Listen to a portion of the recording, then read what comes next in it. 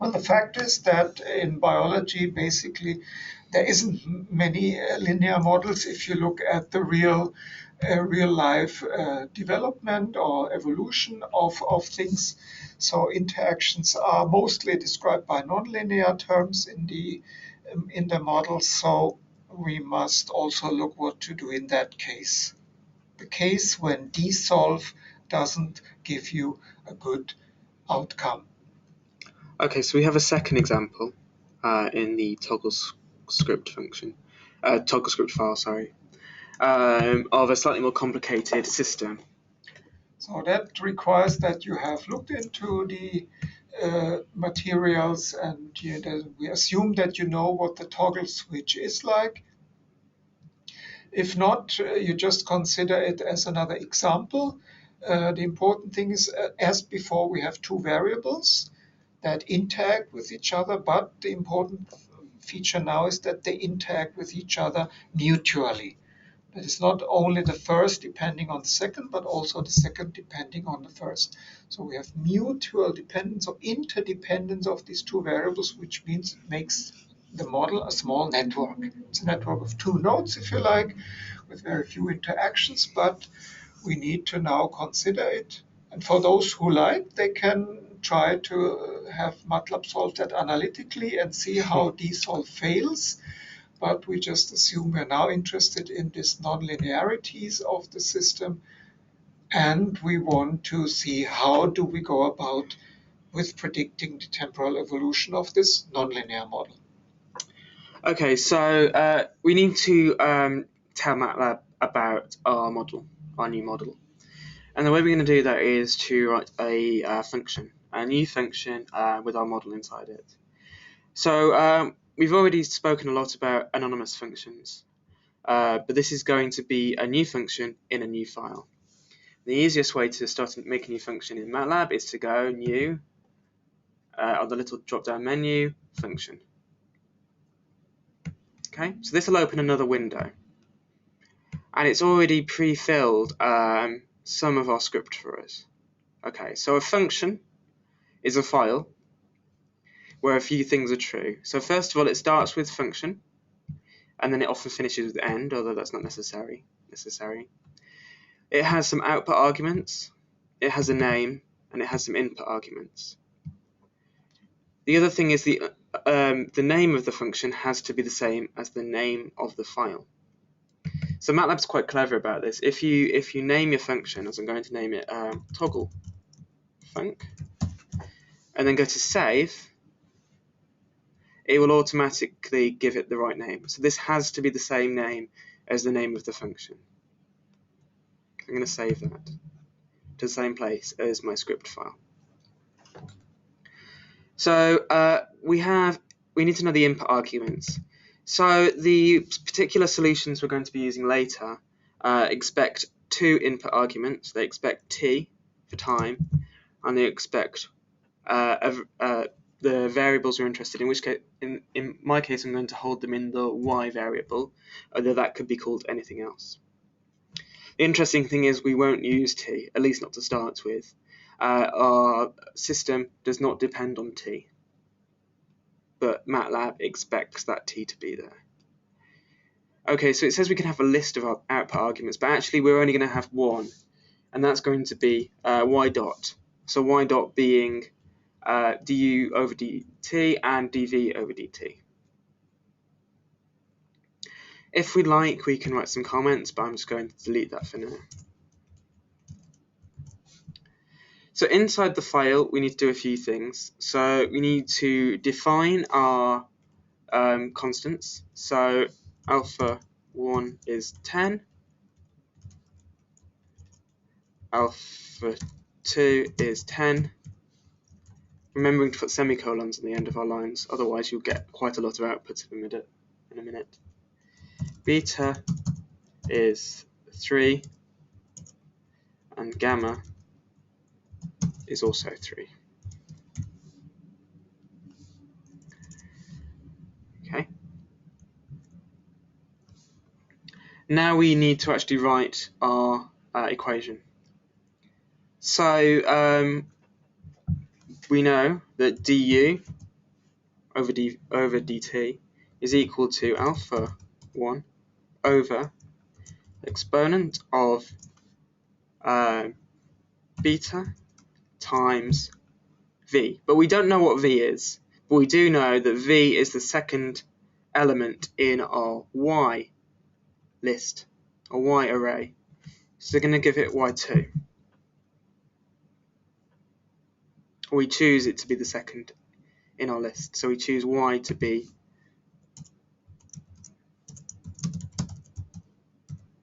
uv. Okay? So we know v is the second element. Close that bracket. And then it's minus u. We know that to be y1. You can also explicitly rename your y after coming in at this point, in which case you would do u is y1 and call u down here, but it's up to you.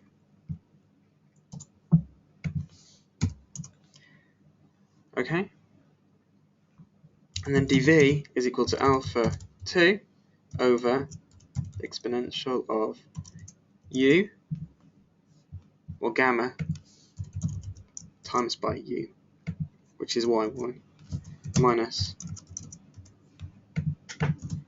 Okay? So I hope you agree that those equations there are the same ones as the ones I've written here, just with u and v replaced by y1 and y2.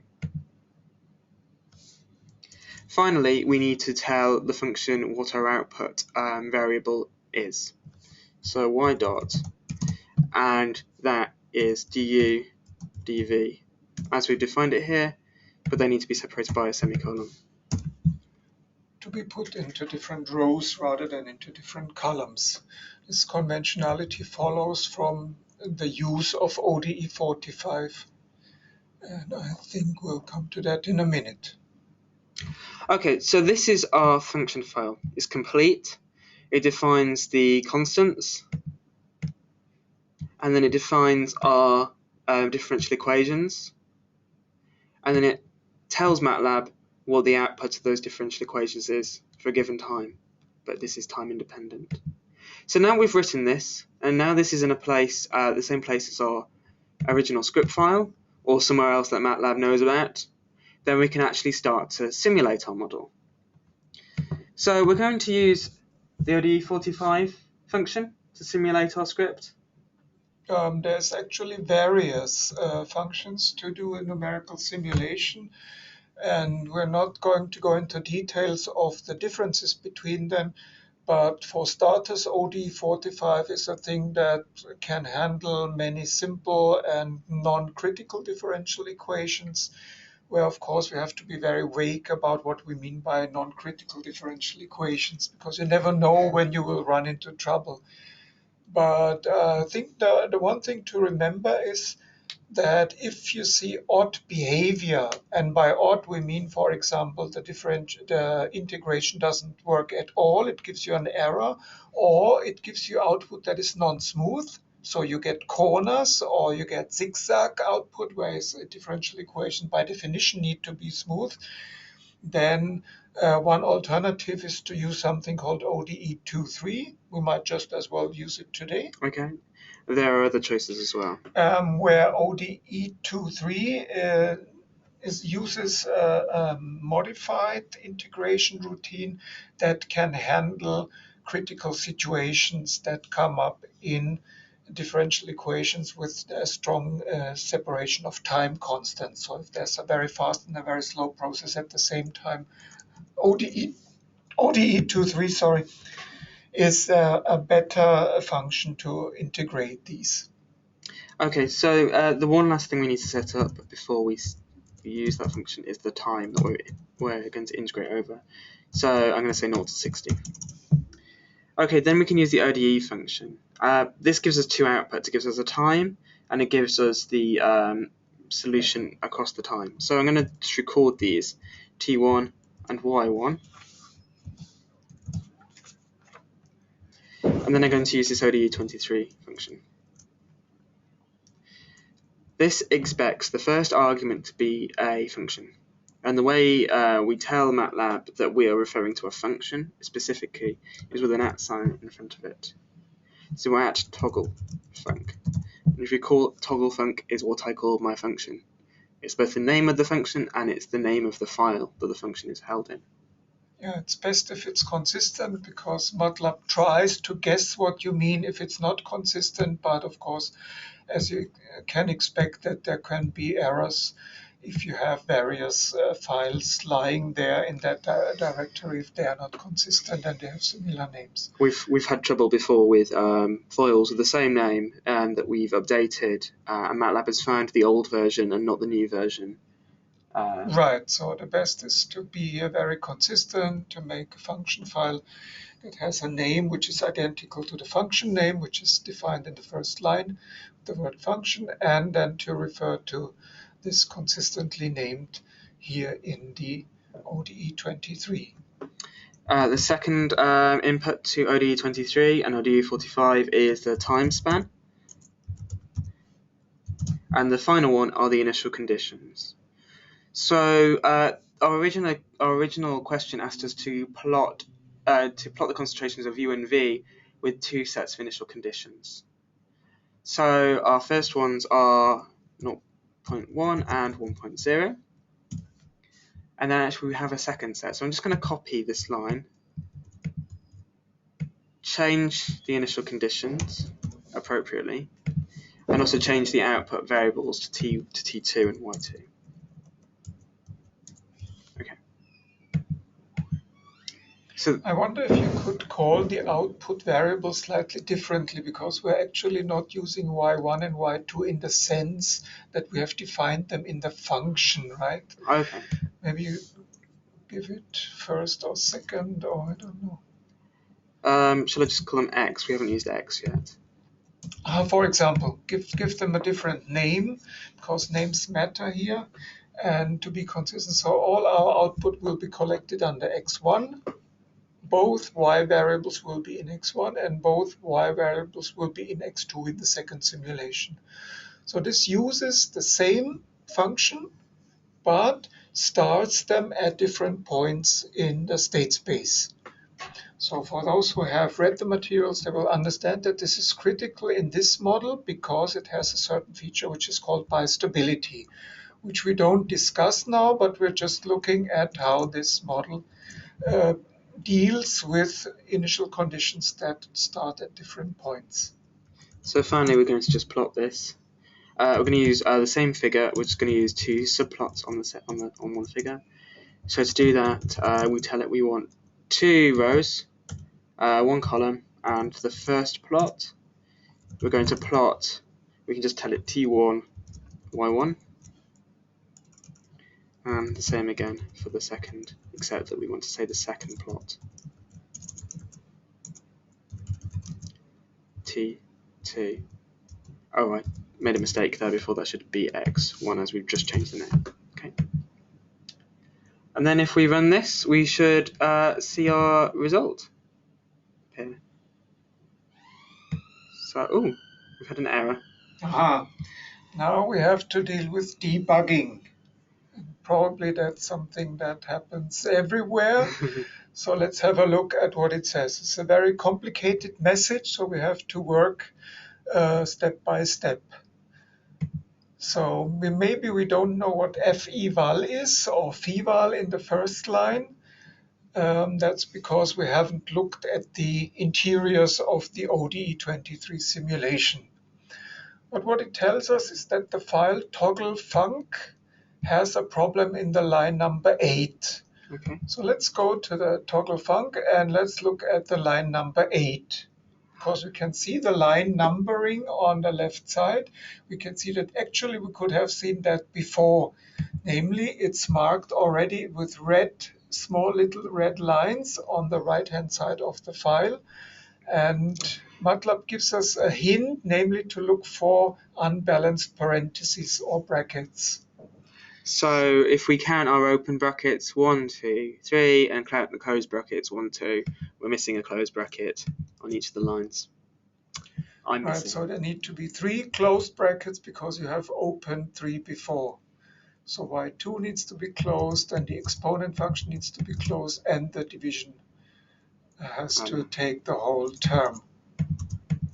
Just to be clearer, you can use spaces if you like to show where the brackets should be. Okay. So hopefully now if I run the script it should actually work. Okay, that's brilliant. That's good. Okay. So we've got our simulation. So what does this tell us? So remember we have two sets of initial conditions. The first where U0 is at 0.1, so that must be the blue line, and V0 is at 1, so that must be the green line. And the second where U0 is at 5 and V0 is at 4. So in both simulations, something goes to 10 and something goes to near 0. But actually, in the two simulations, it's U or V. The color is different. So that's for you to read up on the features of bistability. And what you can learn if you look at the model in detail is that it depends on which initial condition is larger. It doesn't depend on the actual absolute value, but it depends on which initial condition is larger, determines who will be the winner, means which will be the high concentration and which will be the near zero concentration in the end. Right, so that's the way to do it. We've seen how to handle an analytic solution. We've now seen how to handle a simulation. You can see that we can do simulations of different sets of initial conditions, and of course you can also change the parameters. And you can also do protocols that are more complicated, like changing parameters during the simulation if you want to mimic experimental protocols more closely. We're not going to do this now. We just let you reflect a little bit on this, and maybe if you have another example that you can try, please let us know via the forums if you have trouble or if you cannot debug it, as we just tried to show now. If it's not a simple thing of closed brackets, sometimes it needs help from somebody who looks at it expertly. The toggle function file in the materials available for you has a perturbation included if you would like to know how that is done. Yes, please look at the file that you can download from the materials, and we'll ask our administrator then to announce the next web session via direct correspondence to you, and we hope you will join us in the next time. Let us close this session today by waving goodbye.